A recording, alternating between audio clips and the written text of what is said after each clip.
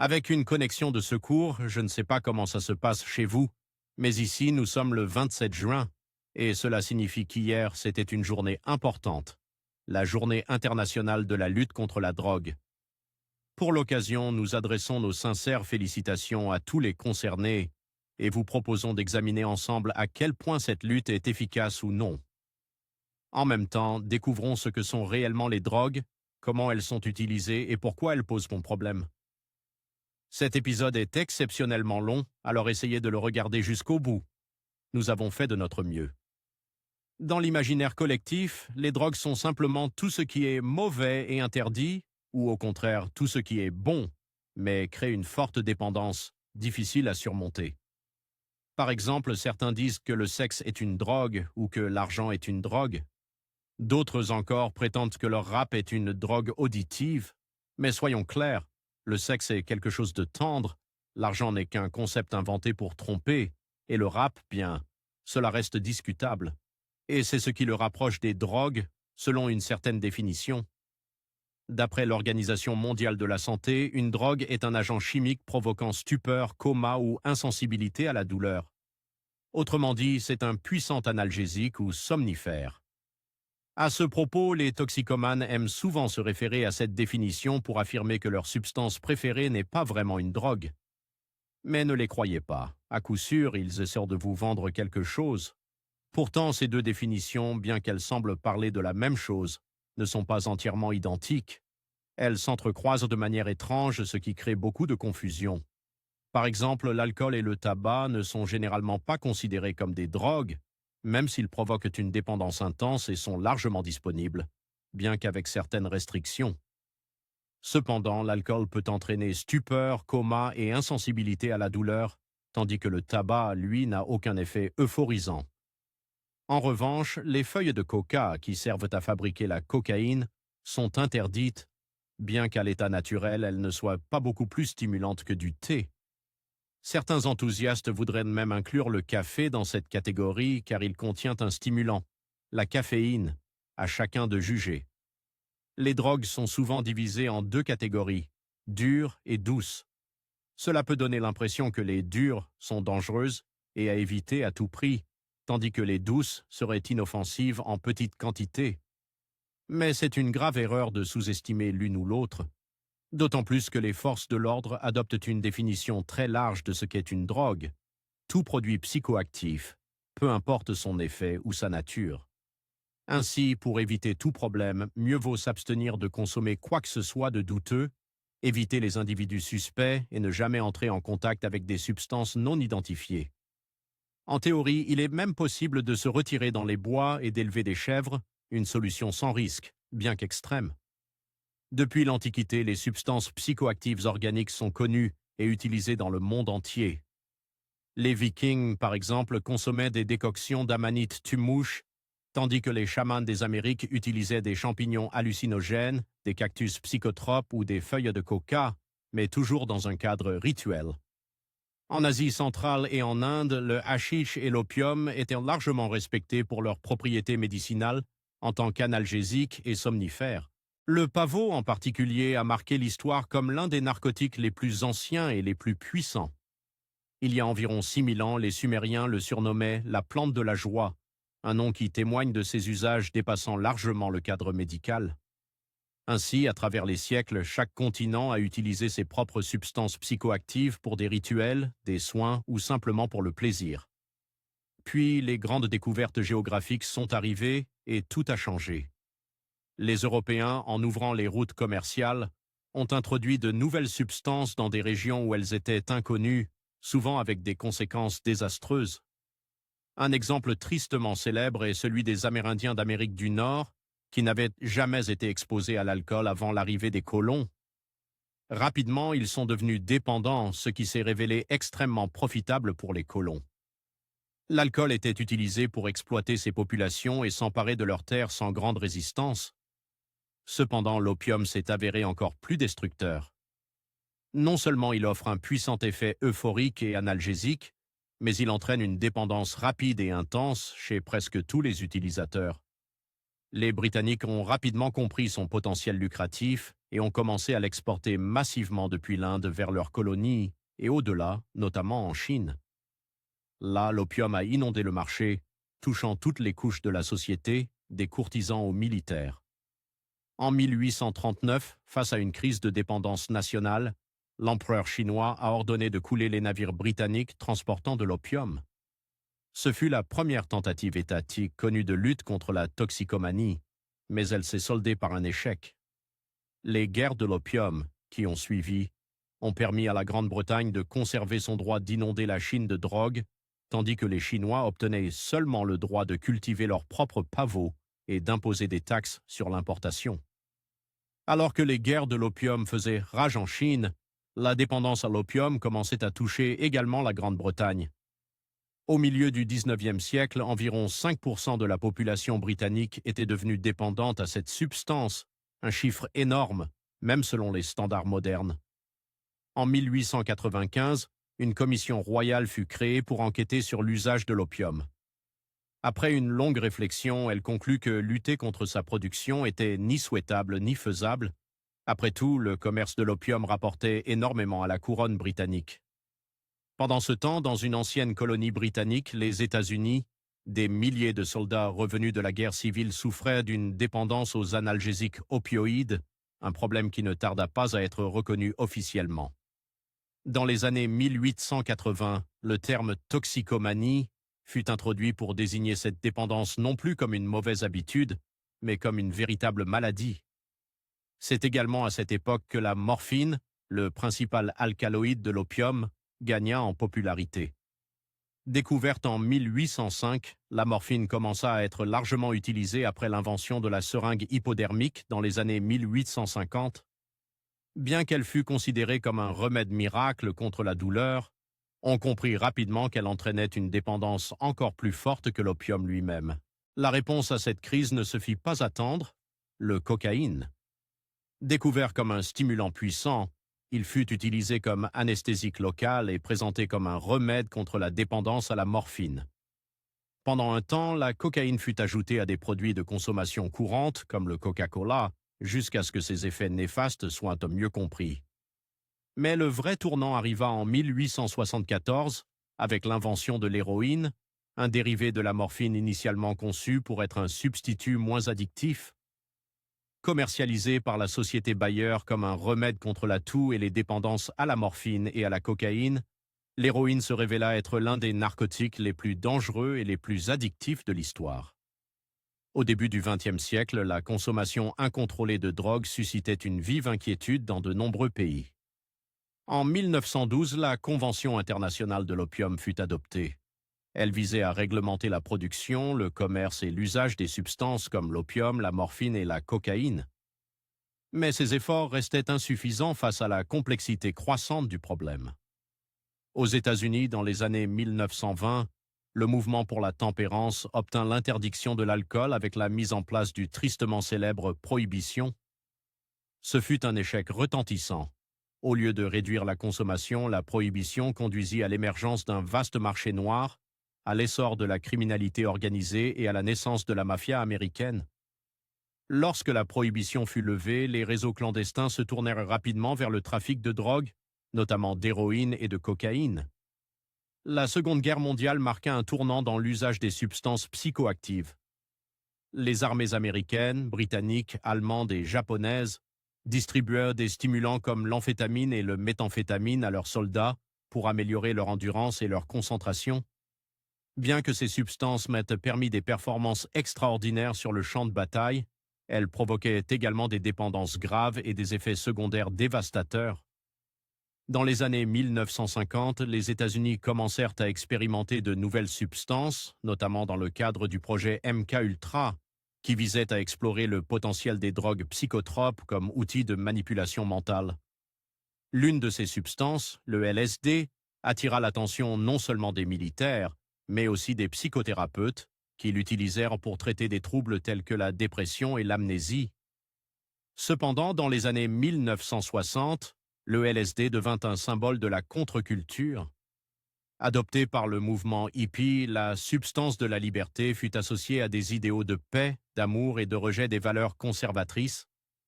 Cette popularité croissante inquiéta les autorités et le LSD fut interdit dans de nombreux pays à la fin des années 660, malgré ses promesses thérapeutiques. Dans les années 1970, les États-Unis intensifièrent leur lutte contre les drogues avec la déclaration de la guerre contre les stupéfiants par le président Richard Nixon. Cette politique, qui désignait les drogues comme l'ennemi public numéro 1, entraîna une répression massive. La police et les tribunaux se mobilisèrent pour arrêter les consommateurs et les trafiquants, remplissant les prisons de détenus pour infractions liées à la drogue. Malgré ces efforts, les résultats furent mitigés.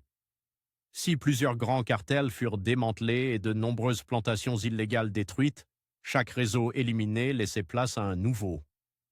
La répression ne suffisait pas à enrayer le problème mondial de la drogue. Dans des pays comme le Mexique, cette guerre se transforma en un véritable conflit armé, coûtant la vie à des dizaines de milliers de personnes en quelques décennies. Pendant ce temps, de nouvelles substances firent leur apparition sur le marché clandestin. Les années 1980 virent l'essor du MDMA, connu sous le nom d'ecstasy, une drogue qui provoquait des sentiments d'euphorie et de proximité émotionnelle. D'abord utilisée en psychothérapie pour traiter les syndromes post-traumatiques et la dépression, l'ecstasy gagna rapidement en popularité dans les clubs et les soirées. Malgré ses effets secondaires similaires à ceux des amphétamines, elle devint l'une des drogues récréatives les plus prisées. En parallèle, les laboratoires clandestins commencèrent à produire des drogues dites de synthèse, créées spécifiquement pour contourner les lois sur les substances interdites. Ces drogues, souvent vendues sous des appellations anodines comme sel de bain ou encens, étaient difficiles à détecter et à interdire rapidement, ce qui leur permettait de prospérer sur le marché noir. Dans les années 1990, le concept de drogue de designer atteignit un nouveau niveau grâce à la popularisation d'Internet, qui facilita leur diffusion et leur commercialisation. Les chimistes expérimentaient avec des composés existants pour créer des substances légales, mais tout aussi puissantes. Cependant, ces drogues de synthèse étaient souvent imprévisibles et dangereuses, entraînant des effets secondaires graves, voire mortels. Dans les années 2000, le problème des drogues de synthèse continua de s'aggraver. Les chimistes clandestins perfectionnèrent leurs méthodes pour produire des substances toujours plus puissantes, souvent à partir de composants facilement disponibles. Parmi ces nouvelles drogues, certaines, comme le fameux crocodile, désomorphine, devinrent tristement célèbres. Fabriqué artisanalement à partir de codéine et d'autres produits chimiques toxiques, le crocodile provoquait des dommages corporels graves, allant jusqu'à la nécrose des tissus. Cette drogue illustrait l'extrême dangerosité des substances issues de laboratoires clandestins. En réponse à la prolifération des drogues de synthèse, de nombreux pays adoptèrent une législation préventive interdisant non seulement des substances spécifiques, mais aussi des classes entières de composés chimiques. Toutefois, cette approche n'empêchait pas l'émergence de nouvelles variantes encore plus dangereuses. Les interdictions successives créaient une course sans fin entre les législateurs et les fabricants de drogues. En parallèle, les substances plus classiques, comme l'héroïne, la cocaïne et les amphétamines, continuèrent de circuler sur le marché noir.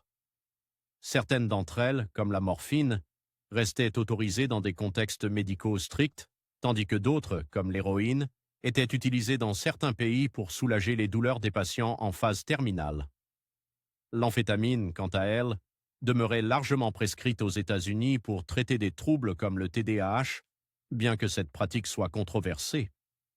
Un problème particulièrement alarmant au cours des dernières décennies fut l'épidémie de fentanyl.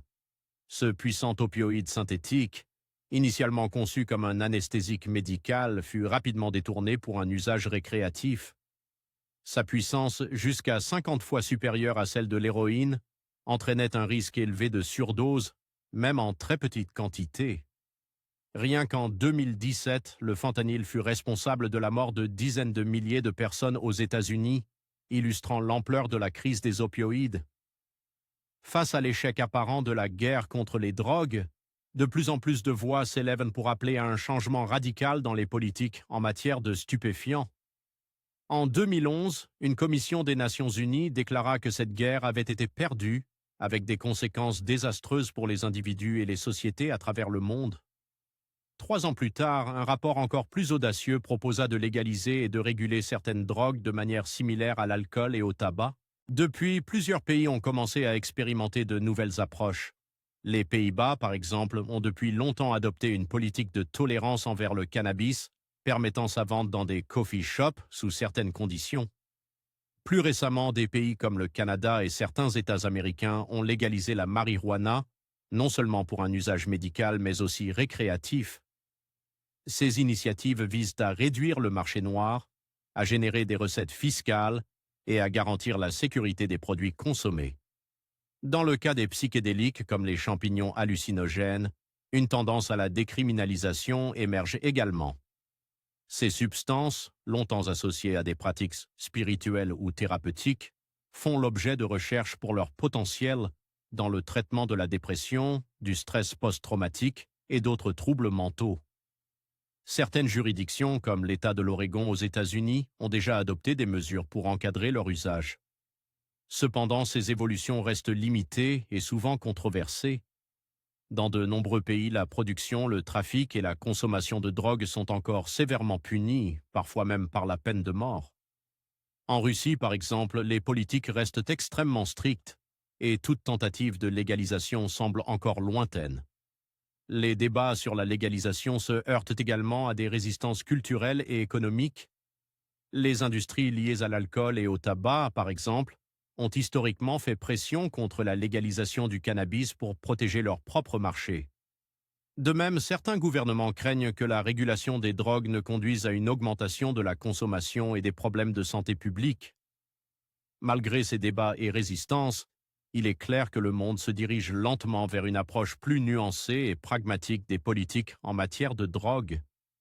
De nombreuses études montrent que la criminalisation excessive n'a pas réussi à réduire la consommation de substances illégales.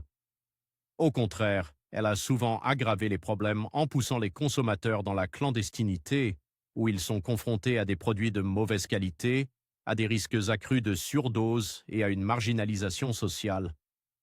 L'un des arguments en faveur de la légalisation ou de la décriminalisation est qu'elle permettrait de mieux contrôler les substances et d'offrir un soutien médical et social aux personnes dépendantes.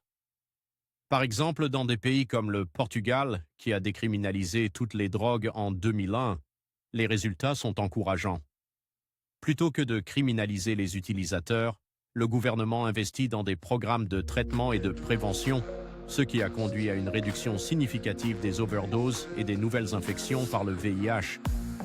Cependant, l'approche idéale reste encore à trouver.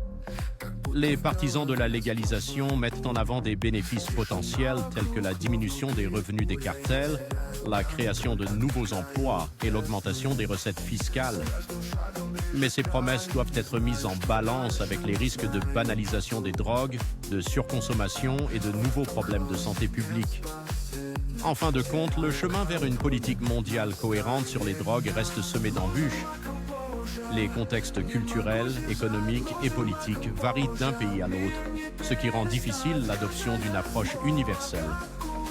Pourtant, les initiatives locales et les débats internationaux montrent que le statu quo ne suffit plus. Que ce soit par la régulation, l'éducation ou l'innovation thérapeutique, l'objectif commun est de minimiser les dommages causés par les drogues, tout en respectant les droits et la dignité des personnes.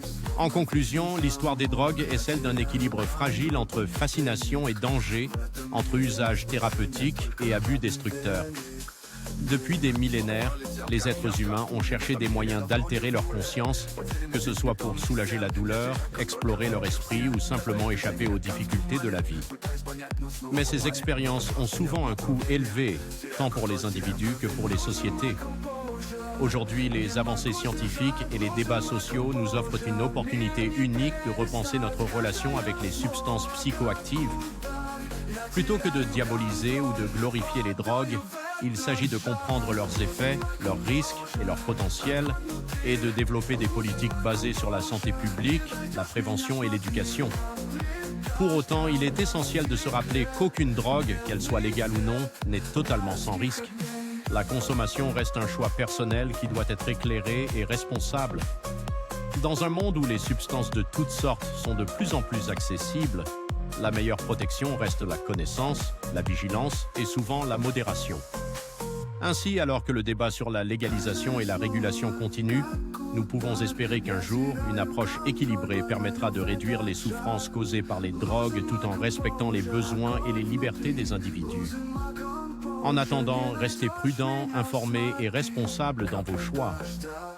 На стекле явный свет городских огней.